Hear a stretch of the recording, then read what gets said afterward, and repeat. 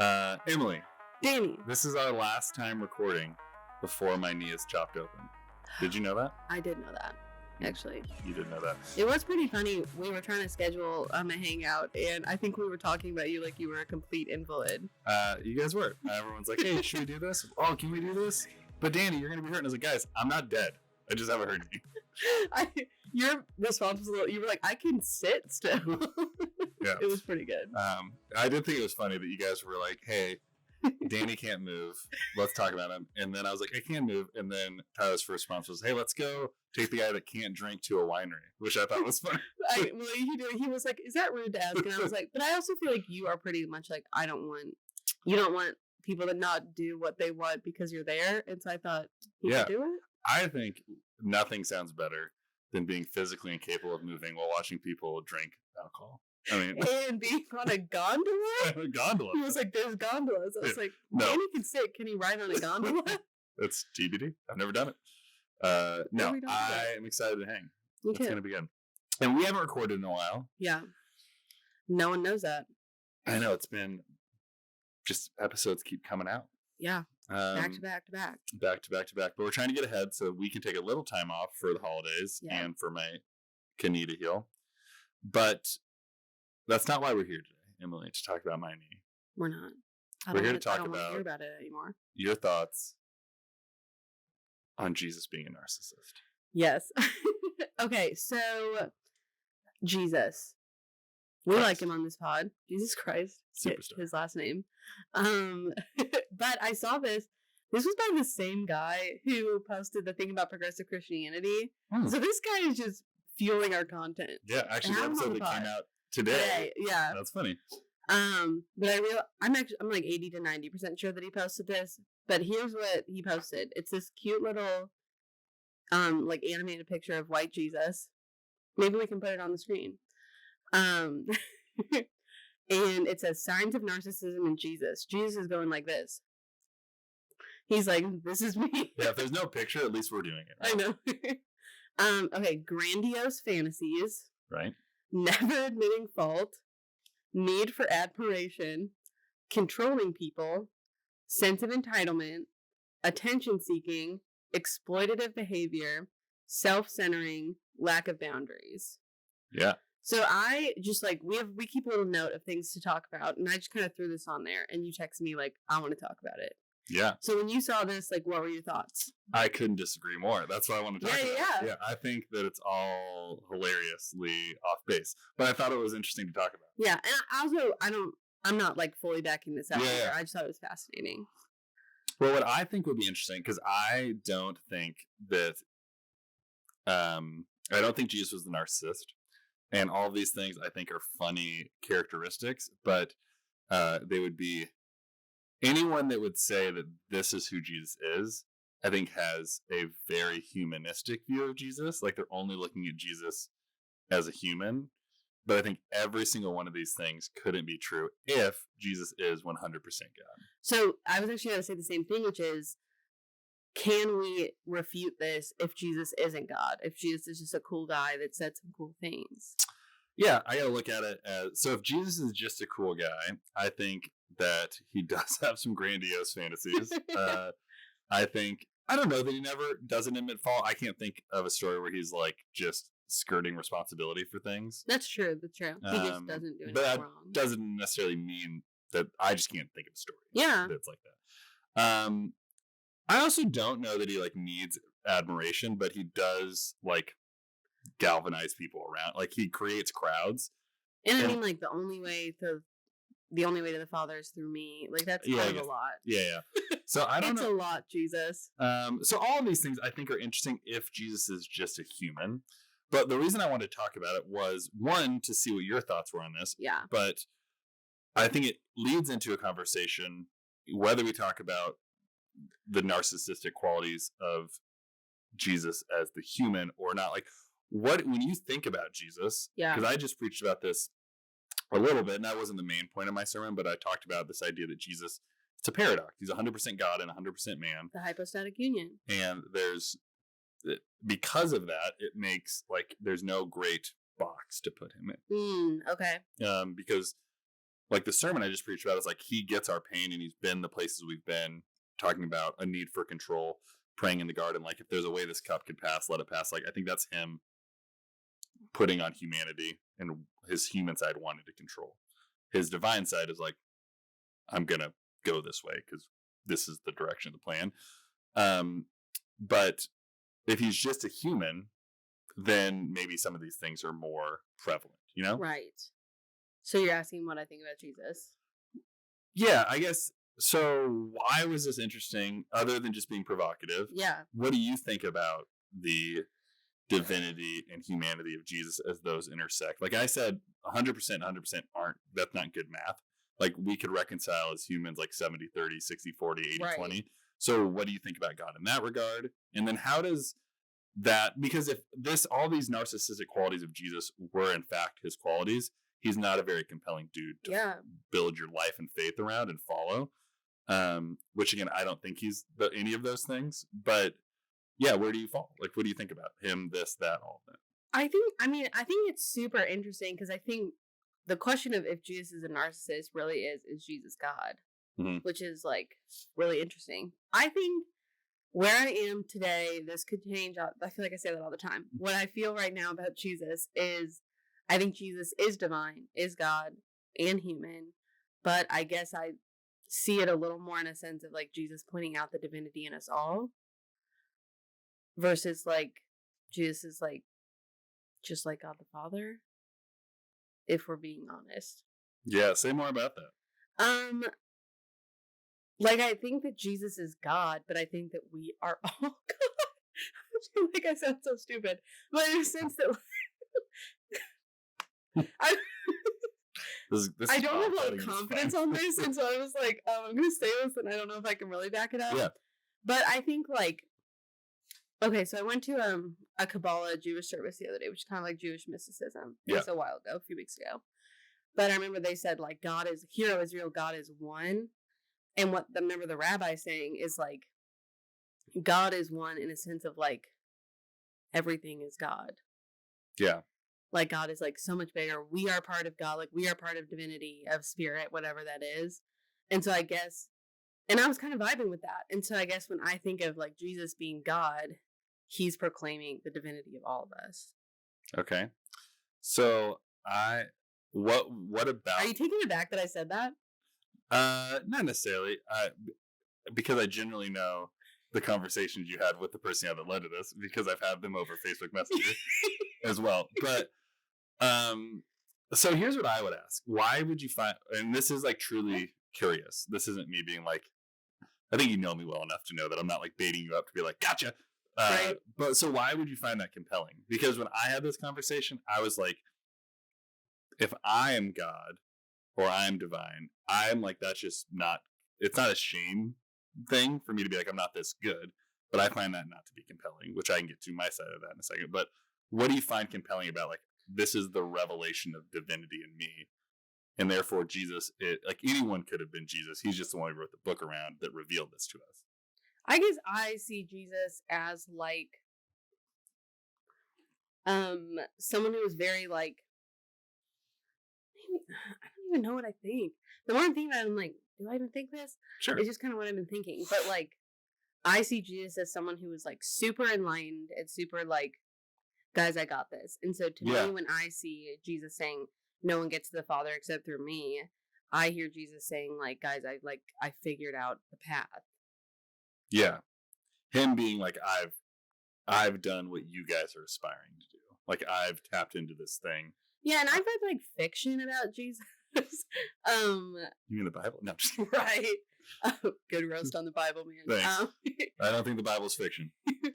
I know it's a book called The Book of Longings, and it basically takes place from like the wife of Jesus' perspective. It's kind of mid, and it's like, do I think this? No, but the way she talked about Jesus in the book was like, he's like very connected to God, and he like gets it, and he wants to share that with other people.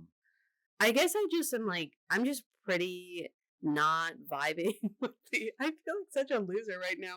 What? I feel like I sound like an idiot that has no backing to their claims. No, I don't think that. But like, I just am not, the idea of like Jesus being God's son and dying for us is just like, I don't feel it. Yeah, I get that. I feel so dumb. When you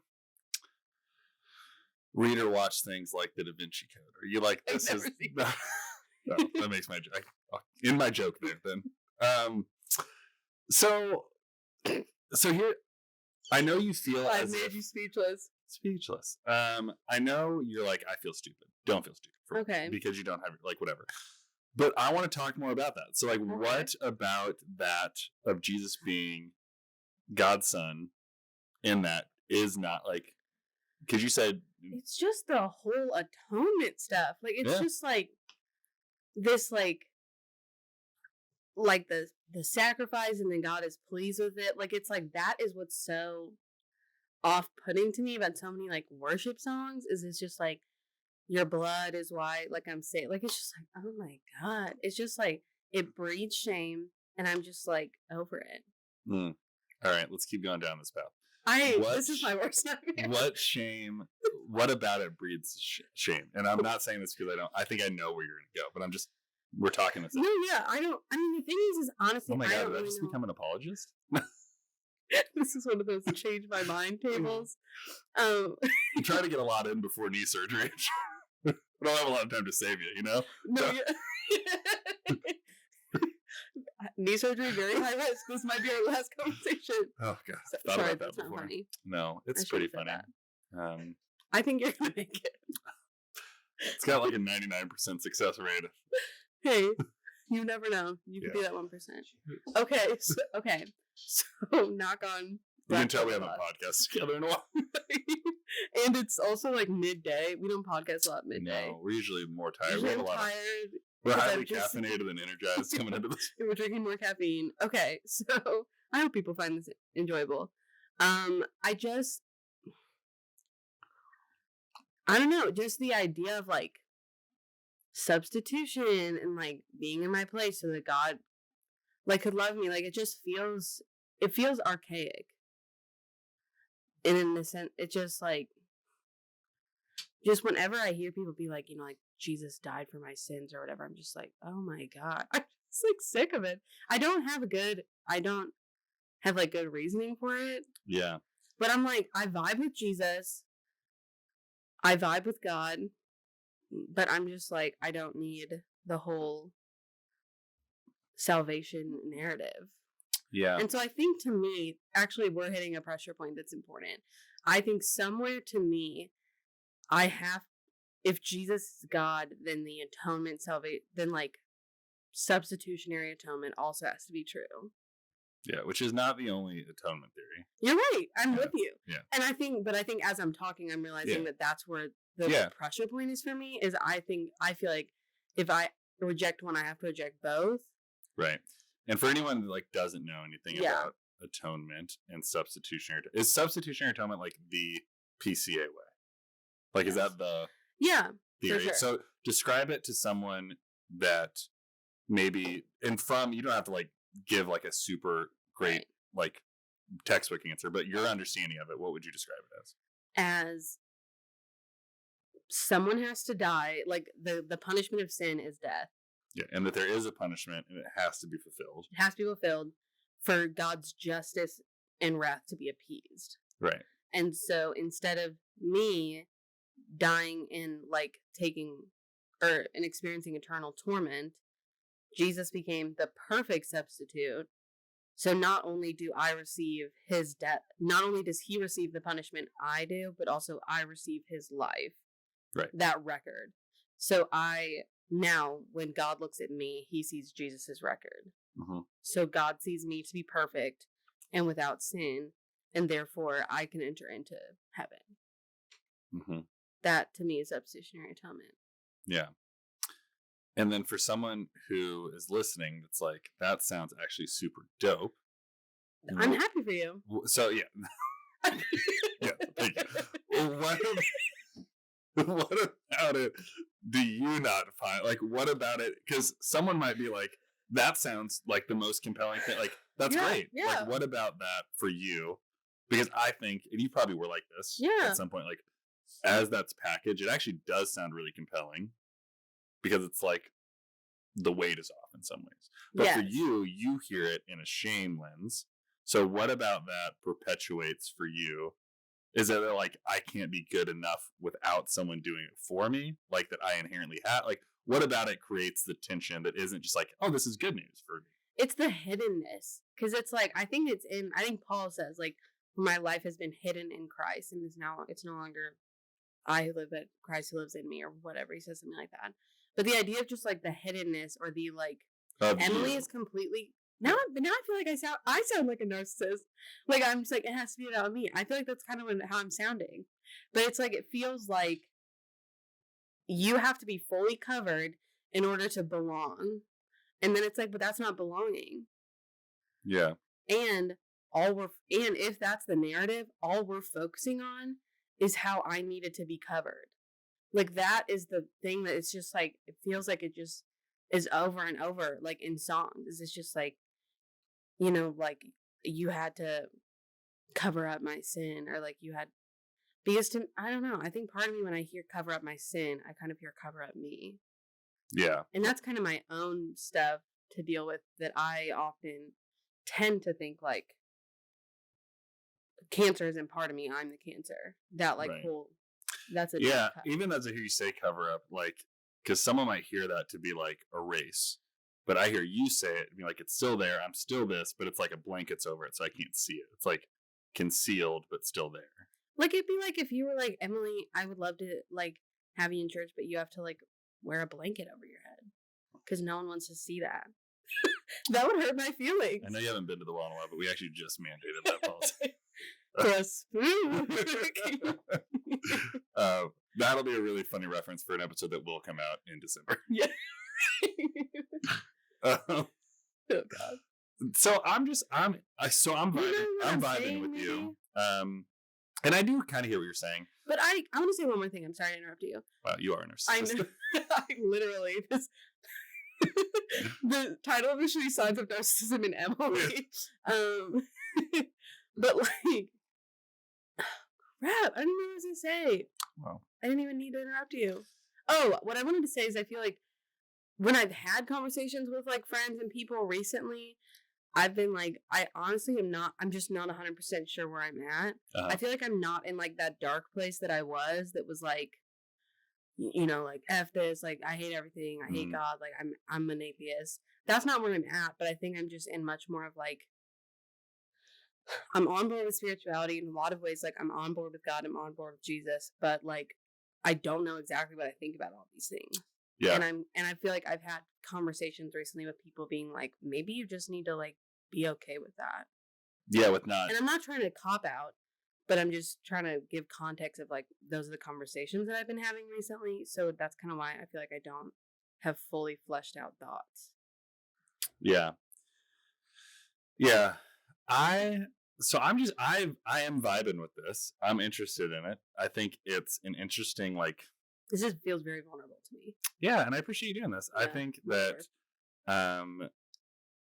Dustin and I were actually talking after one of the last recordings we did by ourselves, is I think in some ways we've departed into like a much more, not academic, but kind of like theoretical headspace. And I appreciate like just having, like, I do this podcast mostly because I enjoy spending time with you two. Yeah. And I know that other people benefit from hearing the conversation. And so I think, just to say, like, the vulnerability of it, I think, is what they're smarter people than you and us out here talking about these things. Yeah. And I think the story and the vulnerability is what I find to be the most valuable, both in our friendship, but I think in what we create as content. So I appreciate you doing it, because it's not the easiest thing to do. Also, when 7,000 people listen to this a week, which is not how many people listen to this, but when people listen, like you're like, oh, there's hundreds of people now that know my story, and that's like a weird, and there's 100 hate listeners that know your story, right? And so it's like, that makes it, you're in a weirder place than I am. Yeah, and I feel like it kind of did get more academic at a similar point to when that was kind of a revelation that happened, that we learned about some of our hate listeners. Yeah, I wouldn't have made that connection, but I think that's probably right. Okay, but let's keep going. So I'm interested in this, and so I'll say and I'm assuming the person that you've had some of these conversations with, but I was saying we were having a Facebook conversation about some of this. And I was thinking about like why I had so much tension, because I have almost the same amount of tension you have towards this ideology as you have towards substitutionary atonement. No, I'm fascinated by that. And part of it was, and I was trying to like pull up some of the messages, and I couldn't find them, so I'm gonna botch this a little bit. But essentially, I was kind of told, like, if I just like become one with my mind, I will transcend and see the godliness in myself, and like that I just like, I don't think it's like shameful to see myself as a smaller part of a larger story, but like I have a really hard time grasping onto the idea that I am divine. Like, I think I'm created in God's image. Mm. And when I hear you say divine, maybe this isn't me, but like, I am God is what I hear. And kind of what I heard in the message in my back and forth was like, I'm essentially God. And I just have to open my mind's eye to see that I'm God and pull myself out from the distractions of this world that are preventing me from seeing my divinity and godliness.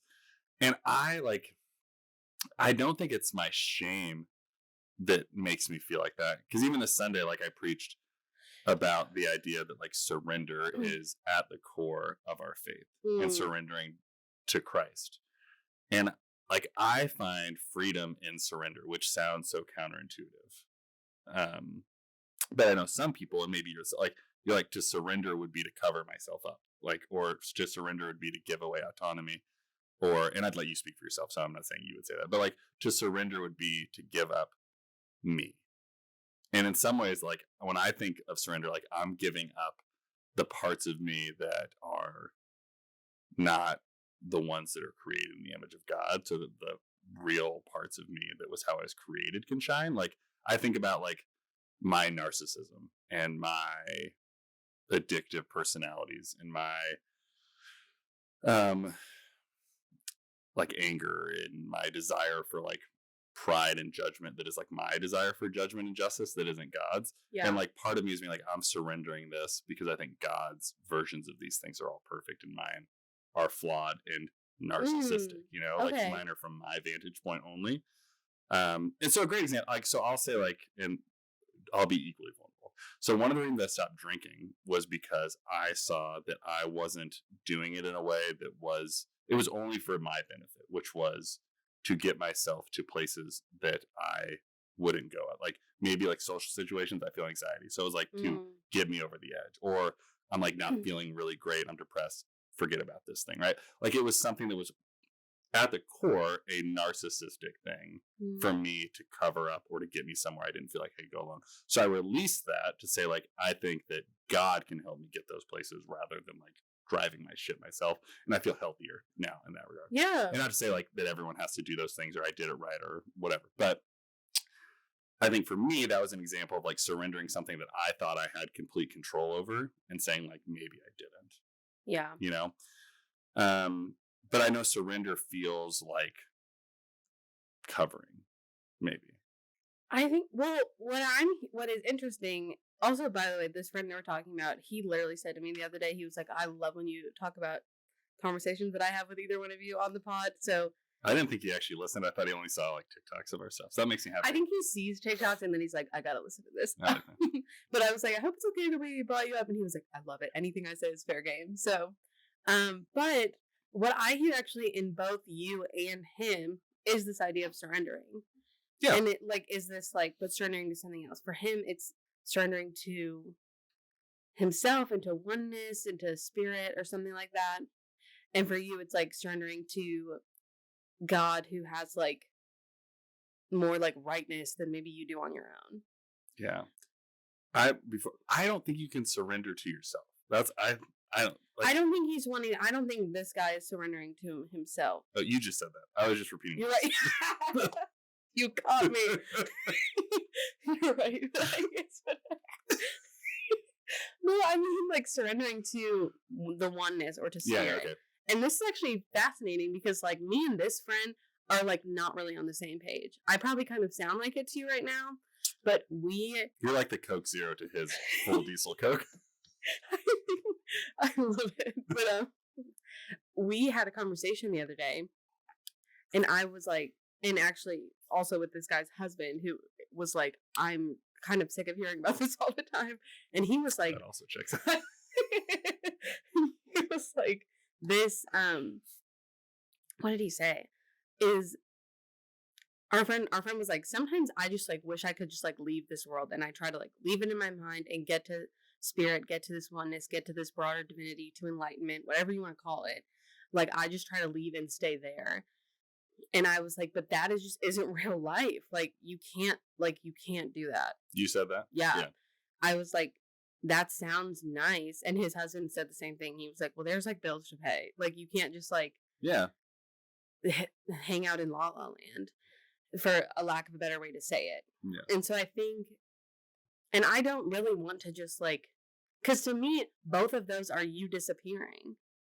Either disappearing into the oneness or disappearing into the covering of Christ.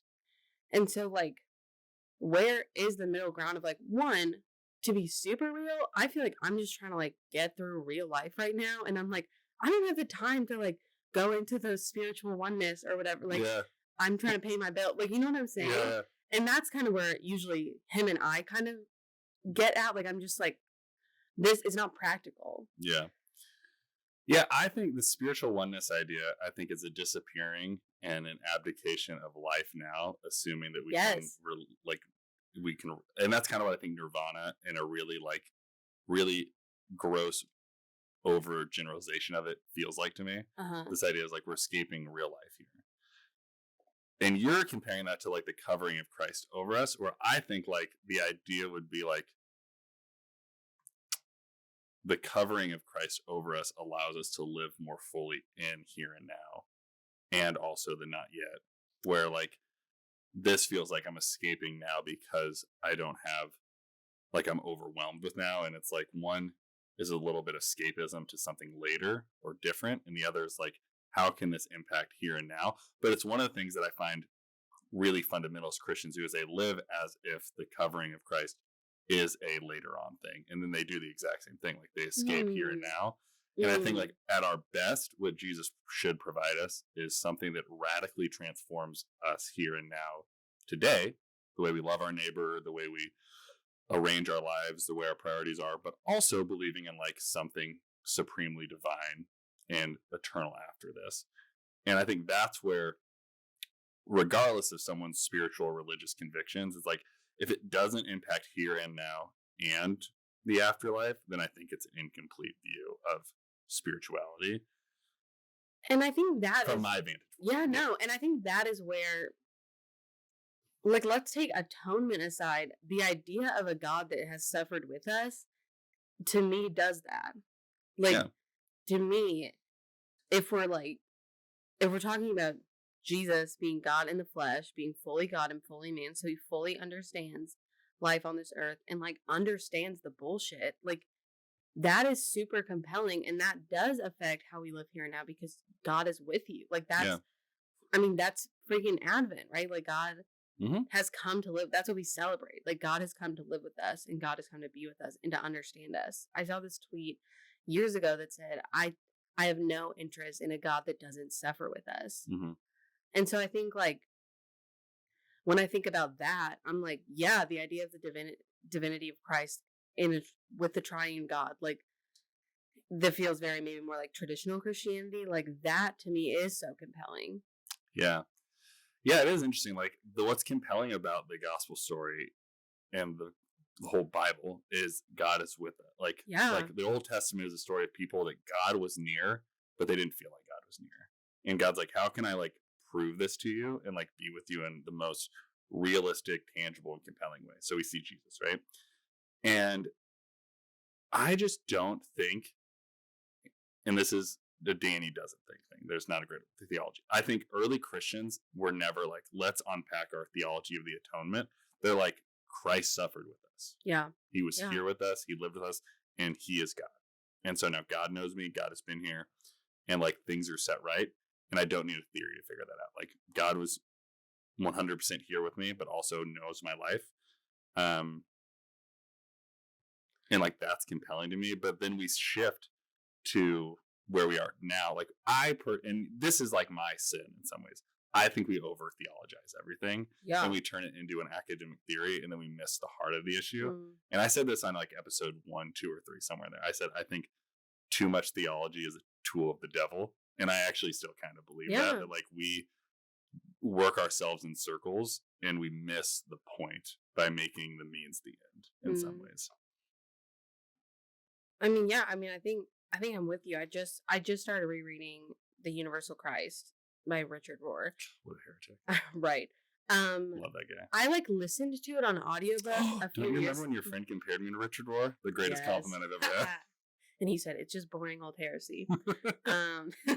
But yeah, he didn't mean it in that way. Annie Lighter and Richard Rohr are out to get you. And I was like, and Annie was like, he meant to be me, and I was like, this is the sweetest thing anyone's ever. Will you hang out with me tomorrow and just keep telling me these things?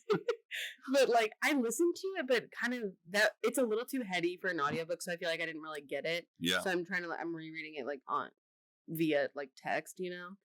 And I like just started it, but I feel like even just reading it and rethinking it, like that idea of like, I feel like Richard Rohr's The Universal Christ kind of marries both of these ideas. Yeah. In a sense of like Christ, the like spirit of the Christ that like suffers but also overcomes is in all of us.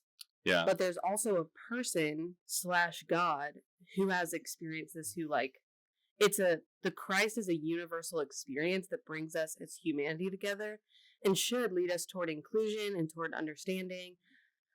But there also is a God who is powerful, who like understands, has experienced that, and like loves us and guides us.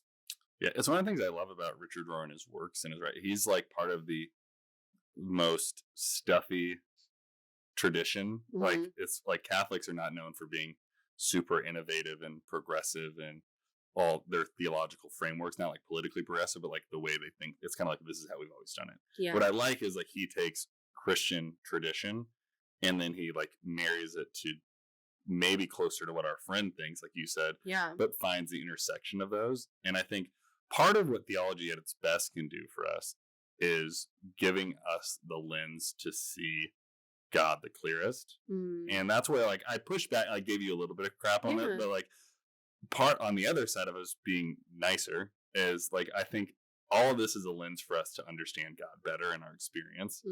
And I think that's where all of these conversations, so someone maybe having this conversation, like having the conversation is important. Yeah. And what we set out to model early on was like, have these conversations with someone you trust and just have the conversation. And I think that's where sometimes we diverge, is we don't have conversations with people. And if we do, we don't trust them. And even in our conversation, I've watched you, like we've been doing this now. This is like 78 or something like that, right? And I watched you early on in this conversation revert back to like, can I trust Danny in this conversation? And then open back up. Yeah. And I know you trust me, but like vulnerability and being honest is always a challenge of, can I trust the people I know I can trust? And can I believe them to be charitable and kind? And we're not sitting in a coffee shop with nobody else. Yeah, no. We're with you guys. So I just think it's an interesting thing. Yeah, I trust you. I know you guys. But my mom listens to the pod. She's fine. Thanks. Mom, I love you. That was a mean thing to say. You're more than fine. I mean, you fine, girl. This is getting weird. It's getting weird. Maybe we should never record in the day again. I mean, I feel like I'm in a better mood than I usually am when we record, but in the nicest way possible, I would like to second that. It's a long day. It's a long day. I actually am always amazed with the energy you come in with after teaching for a full day. I'm like, I would not be happy to be here. Okay. Is there anything you want to end with as far as this? I think we've gone for pretty long, so I think we'll forego emo corner. Yeah.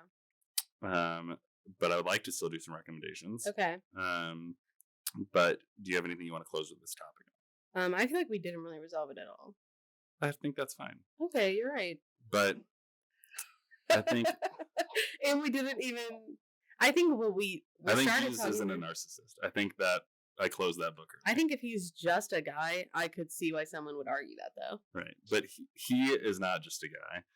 And if he is just a guy, are you indoctrinating me right now? Well, I'm telling you that if Jesus is a narcissist because he's just a guy, but he reached nirvana and figured out God, then you are just a narcissist doing the same thing with all the same potential that he has. Yeah. And so if that is us at our best and narcissism is us at our best, then he paints a pretty shitty picture of what us at our best can be. Yeah. Just I think you wrapped it up. So I watched Halloween Town with my children, and that movie sucks shit. I loved it. It was a great trip down memory lane. So it's my recommendation. Okay. But it was like watching it, it's brutal acting and storyline.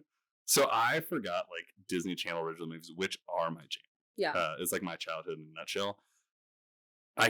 The more I rewatch them with my kids, I'm like, a lot of the dialogue and script writing is to verbally have the actors explain what's happening because they haven't done any of the work storytelling wise. Yeah, I love to tell you. So there were times where this old witch lady is explaining to this person that if it was in real life, like you would never say something to this person. Yeah. And it was funny to watch. And we were sitting on the couch and Annie said something to the effect like, this movie sucks. And Knox looks over and he's like, wait, you don't like this movie? Because he was so into it. And it was just funny being like, watching him, like he's watching a movie that's like the greatest movie he's ever seen. And Annie's like, this movie, I have to suspend too much disbelief to watch this movie. Yeah. Also, we were watching Inside Out and I was crying, just like bawling.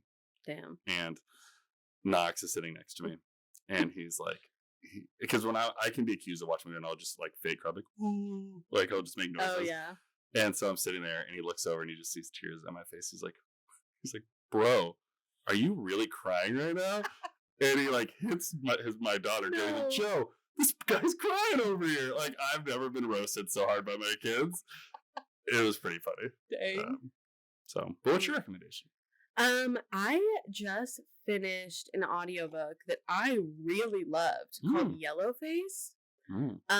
That's basically about like this white author is friends with an Asian author, and then the Asian author dies, and she like steals her manuscript and publishes it as her own. This is fiction. It's fiction. Okay. But it's like, maybe that doesn't sound interesting, but I think it's definitely a commentary on like who has the right to tell different stories, and also just about like competition and diversity. Like it's very like sharp and witty and very entertaining, but also I just think like it does a little bit of what the episode that came out today that we're recording. It kind of takes on the woke mob a little bit and challenges it, but also it's still on that side. Yeah, and I just think I was reading reviews on Goodreads and everyone was like, you shouldn't have written this book. And then someone just commented, all of these reviews show that you didn't get what the author was trying to say. Yeah. And I thought it was just really interesting. And I mean, if nothing else, I just found it wildly entertaining. Like, I finished it in a day. Oh, dang. I just had a Saturday where I didn't really have anything to do, I never have that. So I was just like cleaning and doing errands and just had it on in the background, and it was awesome. So I recommend it. Okay. Yeah. This is a fun one. Welcome back to the podcast. I know. Well, everybody, thank you for listening and embrace the journey.